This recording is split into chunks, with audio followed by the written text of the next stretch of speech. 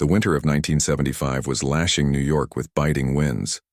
Montgomery's restaurant, a small traditional establishment in Brooklyn, was warm, filled with murmurs and the clink of silverware against porcelain plates.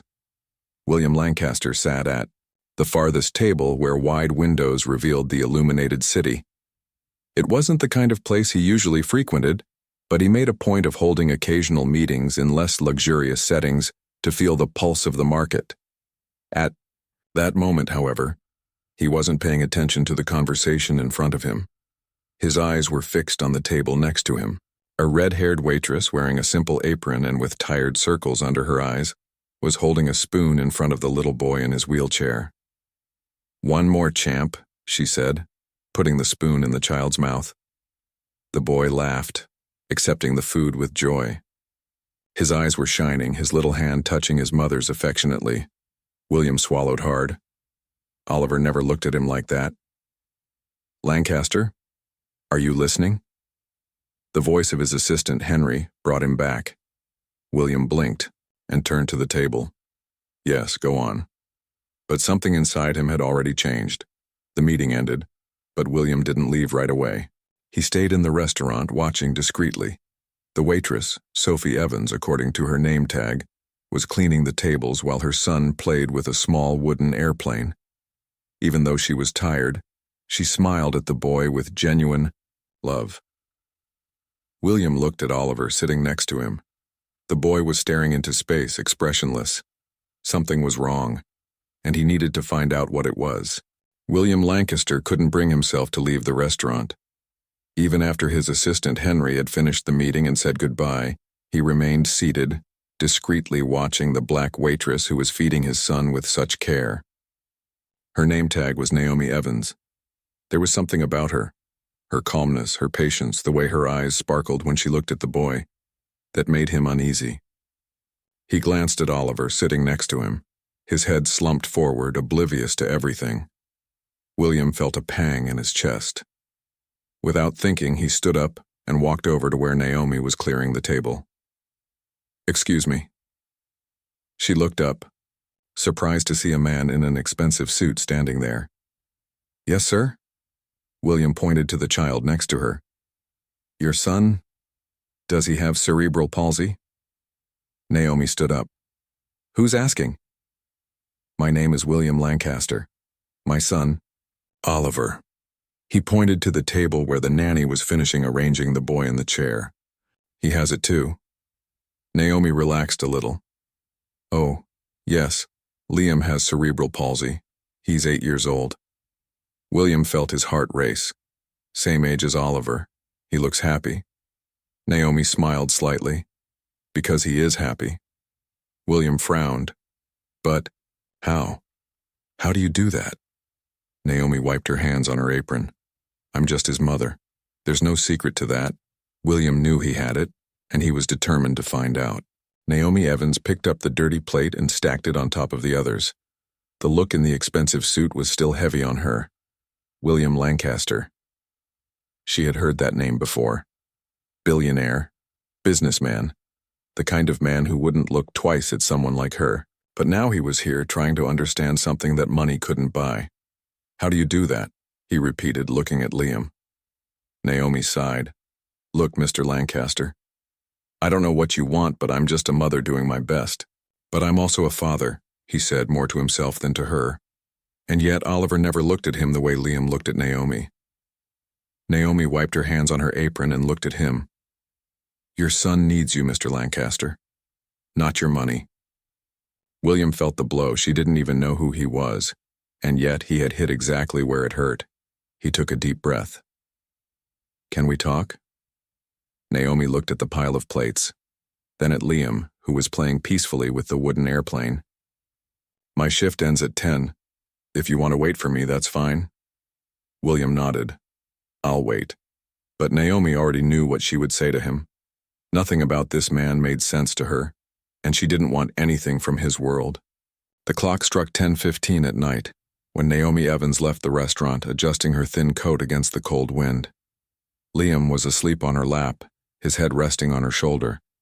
William Lancaster was already waiting for her, leaning against a luxurious black car. "I thought you had given up," Naomi said bluntly. William gave her a tired smile. "I'm not the type to give up easily." She arched an eyebrow. "That's what they say about rich people." William shrugged. "And what do they say about waitresses?" Naomi didn't answer. Instead, she shifted Liam more tightly in her arms. "What do you want to know, Mr. Lancaster?" William took a deep breath, choosing his words carefully. "I'll do anything for my son. Doctors? Physical therapists? Technology. But Oliver."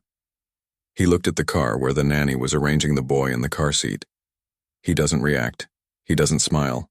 And then, I see you and your son, and I wonder what I'm doing wrong." Naomi's expression softened.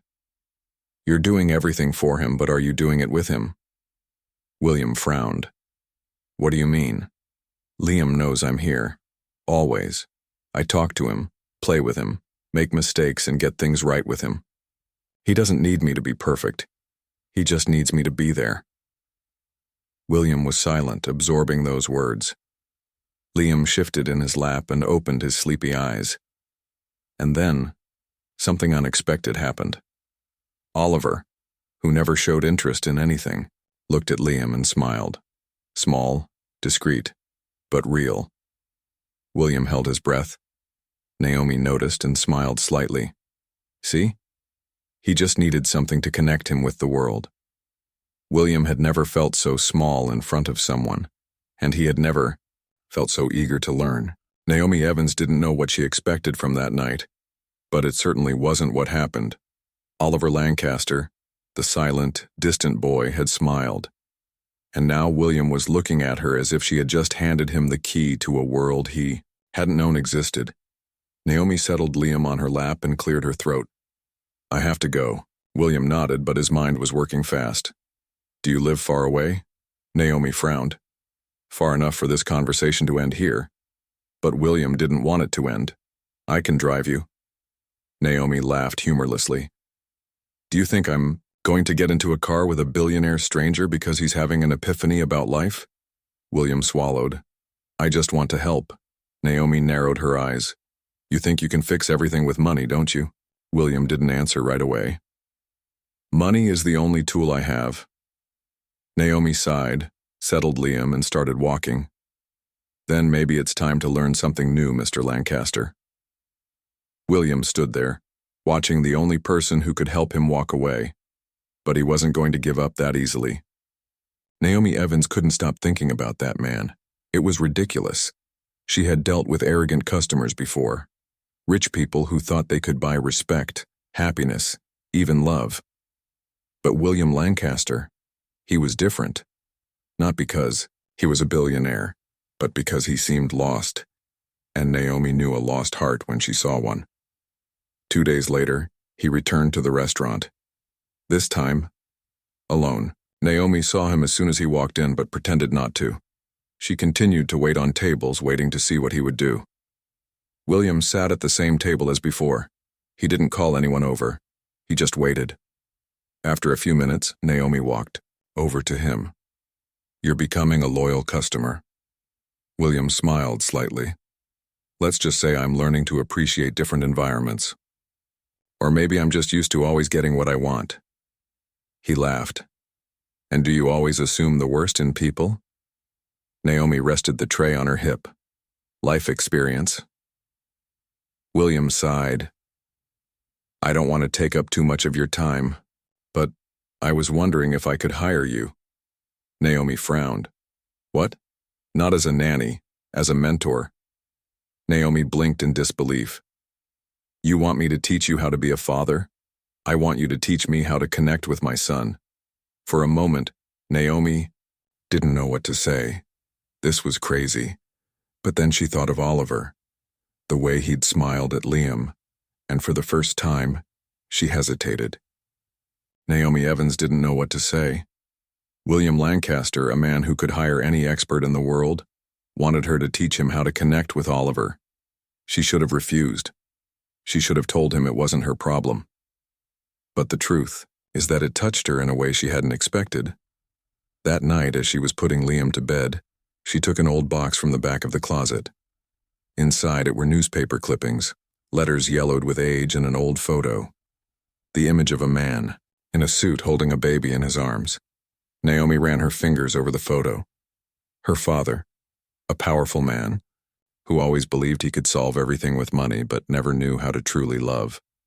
And then, she realized why she hesitated to answer William.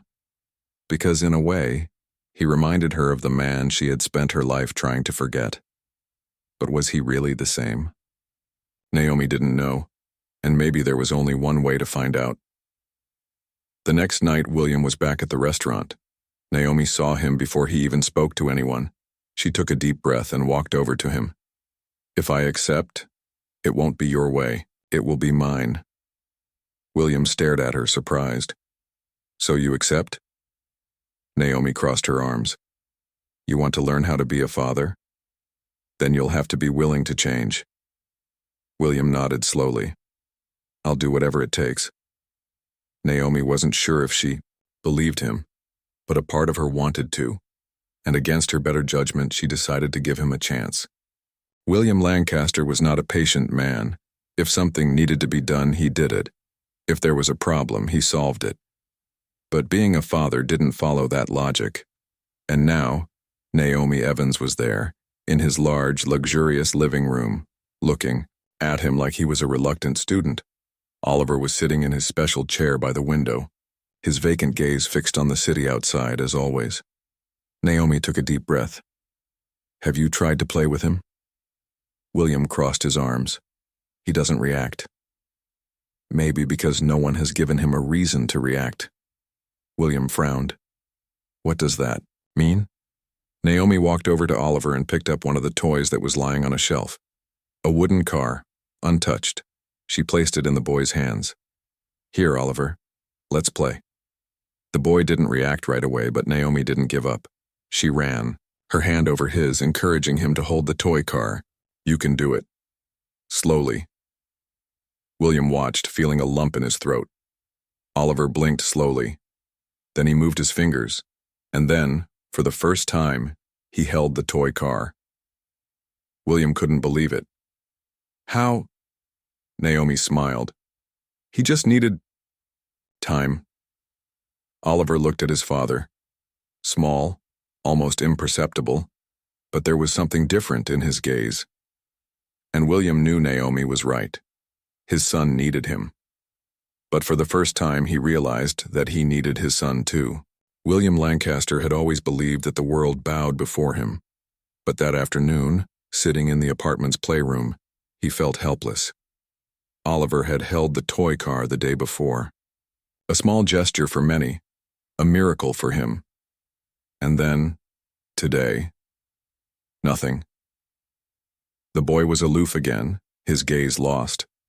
William tried to get closer, tried to encourage him. But there was no reaction. And that frustrated him more than it should have. The explosion. Naomi entered the room and found William with his fists clenched, staring at his son. "What happened?" William took a deep breath. "He's regressed." Naomi crossed her arms. "He hasn't regressed, William. He's just not in your rhythm. But yesterday he held the toy car. Today he's doing nothing. Because he's not a project, William. He's a child." William was silent. Naomi stepped forward. "You're trying to make him into a conquest. But he's not something to be conquered. He's your son."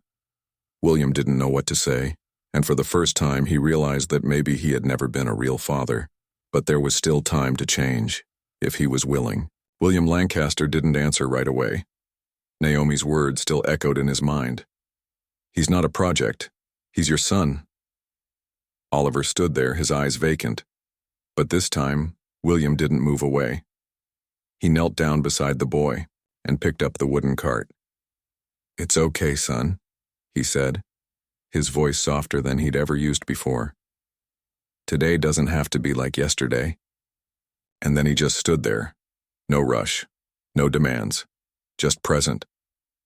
Naomi watched the scene in silence. After weeks of trying to teach William to see beyond money, beyond control, finally, he understood. Oliver blinked slowly and, after a few Seconds, touched his father's hand. Simple, small, but gigantic. William smiled, feeling something break inside him. "I'm here, son." And for the first time, he really was. Naomi grabbed her coat and turned to leave, but William called her name. "You changed my life," he said sincerely. Naomi smiled slightly. "No, you changed yourself." She looked at Liam and then at Oliver. "But I think now you know what really matters." William Lancaster had never been richer than he was at that moment, because for the first time he had found something that no amount of money could buy. The end.